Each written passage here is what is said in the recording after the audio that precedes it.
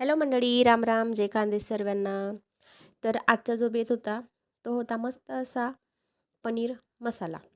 तर माझा जो मुलगा आहे ना, त्याला इतक्या प्रमाणाच्या बाहेर पनीर आवडतं ना, तो सारखं त्याला जरी विचारलं ना रोज की रुद्र काय स्वयंपाकाल जेवायला काय करू, तू काय भाजी खाशील, तर त्याचं उत्तर एकच असते, मम्मी पनीरची भाजी कर, पनीरची भाजी कर.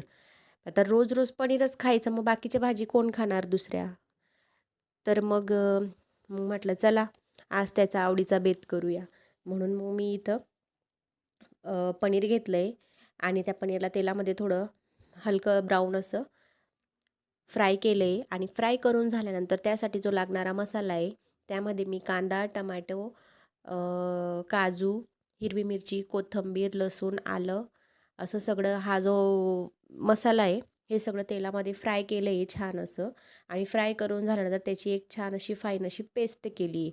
आणि पेस्ट करून झाल्यानंतर कढई ठेवली, कढईमध्ये तेल टाकलं आहे. तेल टाकून झाल्यावर तो जो आपण मसाला तयार केला होता, तो मसाला फ्राय केला आहे, त्याला तेल सुटेपर्यंत छान असा त्याला फ्राय होऊ द्या. आणि फ्राय झाल्यानंतर त्यामध्ये पनीर मसाला आणि आपले जे रोजचे बेसिक मसाले असतात ते मसाले ॲड केले आहेत. आणि ॲड करून झाल्यानंतर मी त्यामध्ये वरून नाही का बटर क्यूब टाकलेत. आणि ते बटर क्यूब टाकल्यानंतर त्यामध्ये थोडं पाणी टाकलं आहे. आणि पाणी टाकून ते तेल सुटेपर्यंत हा मसाला आपण छान असा त्याला होऊ देणार आहे तेलामध्ये.